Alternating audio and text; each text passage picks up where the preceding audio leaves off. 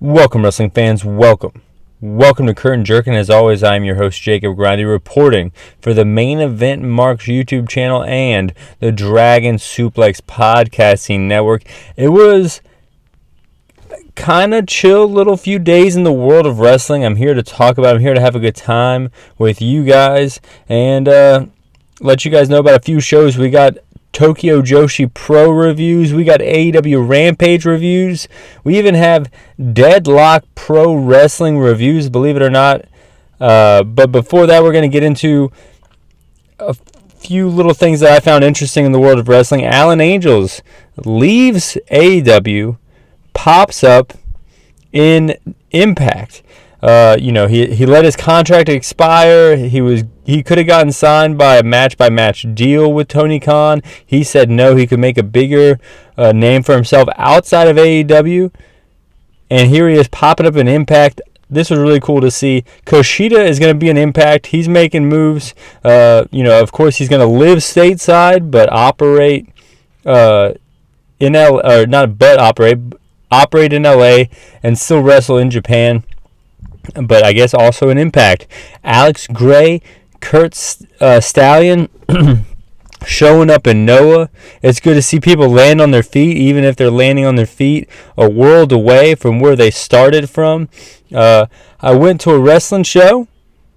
On Sunday, I went to DPW, Deadlock Pro Wrestling, my first Deadlock Pro Wrestling show in Durham, my first wrestling show in Durham ever. Of course, guys, I'm from Greensboro, North Carolina, so I would go to shows, Firestar Pro Wrestling, and I, of course, go to the Greensboro Coliseum, and even, throughout the years, Ring of Honor, Impact, I would see, WCW all throughout, the Greensboro area. Moved to Durham, so I went to a Raw in Raleigh, but that's it. So I was looking around for cool wrestling shows to go to in Durham and then my new city, and Deadlock Pro Wrestling popped up, and it was a pretty good show. The Workhorsemen were on the show from AEW. Colby Carino, of course, Steve Carino's son, who also is, you can see him in GCW, you can see him in NWA. Kid Bandit, after getting catfished by Buff Bagwell's Twitter account, pops up on the show, and I was all prepared not to like his match and shit all in his match to get my Jim Cornette on, but you know what? He put on a good-ass show, and he had the longest merch line, I think, out of anybody during the intermission. Main event, Calvin Tankman gets the title, the national title.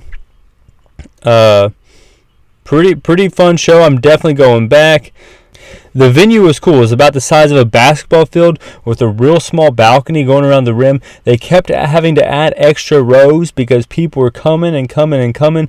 Andrew Everett, recently from DDT, of course, made a name for himself in PWG and Impact Pro Wrestling, popped up there. So it was, a fun little show. It had some luminaries, and some of the wrestlers that I'd never heard of were good as well. But moving on to AEW Rampage, before I go into ranking every single match from worst to first like I do every single show here, or almost every show here, I want to go over some of my overall thoughts. Athena and Statlander both want to wrestle Jade for the TBS title. Why don't they wrestle each other and see if they could get a title match out of it or something? I mean, they're both going for a singles title here, and they're kind of ignoring the other person who's also trying to go for that title as well. This kind of reminded me of why I don't like boy bands from back in the day. It would completely take me out of the song when I would think about why is this guy who's spilling his heart out to this girl not concerned about these four other dudes who are also spilling their heart out to the girl at the same time. I know, it's just a song and everything. I know this is just a wrestling promo, but you kind of have to pay attention to all competitors if you're in competition with everybody, Hook video package was cool. The Kingston challenging Jericho to a barbed wire death match. Gotta love that shit. That's going to be at least entertaining to watch, if, not downright silly like the last one. But if they avoid the explosions, I think they're okay. AEW doesn't have a good track record with explosions, but barbed wire, they do okay with. I remember, Mox and Omega doing that big superplex off the stage onto like that netting at one point early on in AEW. That was kind of wild. Jericho shifting his style a little bit quite nicely here. He was the cruiserweight. Then he was the guy who beat Stone Cold and The Rock in the same damn night. And here he is, like, I would say maybe this is like the El Champion era, the post New Japan era, where he's kind of becoming a hardcore wrestler, which, he is getting up there in age. He's getting up there in weight. Turning into this hardcore wrestler might work out for him instead of just kind of clinging to what he was in the past. Change with the times, change with your abilities now. I think it's great. I'm not trying to shit on Jericho. It sounds like I'm shitting on Jericho, but I think this is a smart move. Even Kobe went from 8 to 24. This is kind of Jericho going from 24 to hardcore. I don't know. But ranking every single match from worst to first, we have Gresham and Lee Moriarty versus Gates of Agony. I think that's what they're called. I thought this was going to be a good match. I was interested to see the powerhouse team versus the technical team, but Gresham turned his back on Moriarty and joined Team Tully, and we're going to get a match between Moriarty and Gresham next week, or this week rather. I'm looking forward to seeing that shit. Ring of Honor, setting up a pretty good pay-per-view here, it looks like. I think something's going to happen here where it's Gresham versus Moriarty at the pay-per-view. I don't know. I think so. And it was fun to see a powerhouse tag team in AEW. They got a great roster tag team, but they don't have a powerhouse tag team. I'm wondering why these guys are not on AEW as well as Ring of Honor. Number 3 out of 4, Deeb versus Martinez. Deeb and Martinez versus Kayla Sparks and Christina Monroe. This was another instance where the tag partner turned their back on their partner. This time it was after the match, after they whooped up on these jabronis. Deeb hits a lariat right to Martinez, taking down the Ring of Honor champion. I think we're going to get Deeb versus Martinez at Death Before Dishonor. Sign me up. Number 2 out of 4, the main event, Orange Cassidy versus Tony Nese. I love Tony Nese. I think Cassidy is a fun character, but they got to do something a little more on Rampage to get these numbers up. I mean, every week you hear about the Rampage numbers falling and falling and falling. If this is the main event, I mean, I don't think the numbers are going to go back up. Don't get me wrong. Frustration shows from the former Cruiserweight champion. Can't get the better of Cassidy. Cassidy getting the better of him. Michinoku driver. Diving DDT. Can't put Nese away. Sterling gets involved. Pump handle. Slam from Nese. 1, 2. Cassidy kicks out. Danhausen punches Sterling right in the dick. Just a big jab. Boom. Not a kick. Not even an uppercut. Punched him right in the dick. Favorite thing I've ever seen Danhausen do in AEW. Orange punch. 1, 2, 3. Orange Cassidy gets the victory on Tony Nese. Number 1 out of 4, Eddie Kingston and Takeshita kicked off the show. 9 times out of 10, the best match on Rampage is the first match. Good match, a little overrated. People online, you know how they do. They go crazy, they blow shit up, and they love these guys. Takeshita can't put Kingston away. Lots of 2 counts. Action goes to the floor. Kingston takes advantage. Strike battle. Takeshita throwing belly shots. I thought that was funny. Spinning back fist. Boom. Kingston takes Takeshita out. 1, 2, 3. So that was Rampage. Great Rampage. I was looking to watch Noah, but for some reason the Noah show isn't up yet on Wrestle Universe. But what is it up on Wrestle Universe is Tokyo Joshi Pro Wrestling. I thought it would be a good idea to watch and review the Thunder Rosa match on Tokyo Joshi Pro Wrestling against Mayu Yamashita.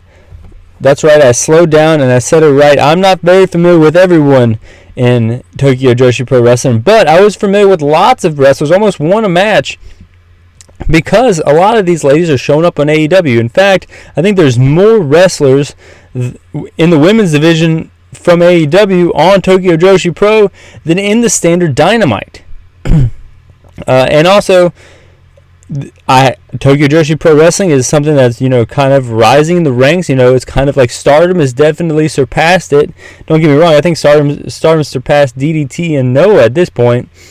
But I feel like with the tent pole that is rising, that is Stardom, people are looking into things like Ice Ribbon is another promotion, and Tokyo Joshi Pro Wrestling. So I decided to watch, and I enjoyed myself. Mizunami gets a victory. She was one of my favorite in the AEW Women's Tournament, I think like a few years ago. Hikaru Shida was in a tag match, teaming with Akira Noah, and versus Yoki Kamafuku and Mahiro Kairyu. Hopefully I'm saying these names right. Forgive me, I apologize. I do not speak Japanese, and I do not know most of these ladies' names. But this match was a lot of fun. I realized that Tokyo Joshi Pro Wrestling, there's a lot of posing. Not like flexing, posing like 80s WWF, but like locking in a hold and then trying to come across cute. And they did. They did come across very cute, very vicious, mostly all of them. It's like, I remember one time I showed like CZW to my friend who only watches WWF, and he said, this is like a bunch of Jeff Hardys. And so I figure I'm coming into Tokyo Joshi Pro Wrestling just as ignorant, just as blind. And I want to say that this is just a promotion of Riho's. That's what it looked like to me. But Shida gets the victory here. Her tag team wins. We get a video package from Maxie Impaler. That's right. Ring of Honor fame. Had a cup of coffee in AEW. Here she is popping up in Joshi Pro Wrestling. And she ain't cute at all. And she's bigger than most of these women. I feel like she's going to stand out like a beautiful sore thumb here and have really good matches here. They can tell some good storylines, with this David versus Goliath, they can tell here. Rio is in a tag match as well, teaming with Arisu Indo versus Mia Segura and Suzumi. The tag team that Rio is facing was kind of out-Rioing Riho here. They were tiny, they were cute, and they got the victory here, pinning Rio's partner, 1, 2, 3. Maki Ito, she was, coming out hard-headed, singing. You got to love her. The reason I think Maki Ito works for me, and Orange Cassidy works for me, and, like, Danhausen doesn't, is because there's, like, it's like an understanding that the goofiness and silliness will play out in the match as a part of their strength. Like, Maki Ito is hard-headed, like literally hard-headed. She lands headbutts, and she's hard-headed. She's kind of a stubborn lady. And then Cassidy, cool under pressure, ice water flowing through his veins. You can't frustrate the guy. You can't knock him off his game. Where Danhausen is so goofy, so silly, I don't understand how any of that will help him in the world of wrestling. I guess if he's just punching dudes right in the dick, that'll help. But I guess I felt like going on this rant to kind of explain myself here. I had never heard of Maki Ito's opponent, Alex Winder, but she was, I think she's from the UK, and she won. She won this kind of like mid-card title from Maki Ito. I was shocked. I thought Maki Ito was a big star. Takes the title away from her. Thunder Rosa versus Mayu Yamashita. Thunder Rosa here hits a Stone Cold Stunner.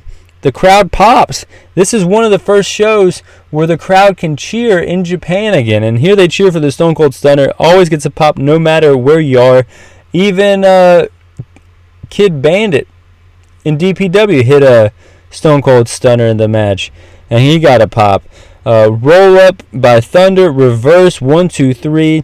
Mayu Yamashita pins the AEW Women's Champion. It doesn't matter where Thunder Rosa is. As soon as that belt got put on her, she was poorly booked. And not only AEW, but Tokyo Joshi Pro Wrestling. And the stipulation here is now that Mayu beat Thunder Rosa in Japan, she gets a title match in America. So look forward to seeing this match run back. Hopefully they mention this match on the telecast, because I haven't seen much of it on the body of Dynamite or Rampage. And then we have Yuka Sakazaki. Of course, everyone knows her. She's like got this like kind of Aladdin gimmick. She was been on AEW. And Mizuki versus Saki Akia and Yuki Aria. That's their names here. Yuka Sakazaki from AEW has been on AEW in the past. And Yuka Sakazaki had a great match on Cyber Fight, which is like a joint promotion. DDT Noah and Tokyo Joshi Pro having their big like WrestleMania, because they're all under the same umbrella that I reviewed a few months ago. But every time I see Yuka Sakazaki, I'm going to think of that match. Great match. I don't feel like butchering these names for 5 minutes, but this was another great match. Double boot 1, 2, 3. Saki Akia and Yuki Aria, new tag champs in Tokyo Joshi Pro Wrestling. So there's 3 title matches total on the show. 2 title changes so far going into the world title match. So that telegraphs to me that the world title ain't changing hands. Shoki Nakajima, who had that great match with Yuka Sakazaki on Cyber Fight versus Rika Tatsumi Nakajima, winning Cyber Fight. The announcers said that Rika had a big smile on her face, but did very nefarious things. And I'm thinking you can describe the whole roster as that way. All cute, all ferocious. Top rope hip attack by Rika, a.k.a. the flying stink face, if you will. Strike battle, huge senton 1, 2, 3. Nakajima retains the title. Who called it? I called it. I promise I called it prior to watching the show. But this was a fun show. I like Tokyo Joshi Pro Wrestling. A lot of these ladies, like Riho, really didn't work as well in the American side of things as she does in Japan in her element. They're all little, they're all tiny, they're all hitting Michinoku drivers and Blue Thunder bombs on each other. And it just works, where when they go to AEW, they might wrestle ladies who have a larger size and might not want to sell for someone small, and it might not work out as well. But in their element, they are some of the most fun matches I've seen in a long time. Go out of your way to watch some Tokyo Joshi Pro Wrestling, even if it's just on YouTube. It's silly, it's fun. Get high with your boys. Play an old hip-hop classic album and put on some Tokyo Joshi Pro Wrestling on mute, and you could have a good fucking Friday night. And hopefully you guys are having a good time listening to this. It could be on Friday night. It could be any time, because this is on demand on the Main Event Marks YouTube channel and the Dragon Suplex Podcasting Network on Spotify. Thank you so much for listening to me, guys. Some people from my work are finding out about this podcast because I've been posting it on Facebook, and they're looking at me like it's a little peculiar. I know it's peculiar, but hopefully you guys are enjoying it. Hopefully you're laughing right now because you know I'm talking about you guys. Fly high. I'm out.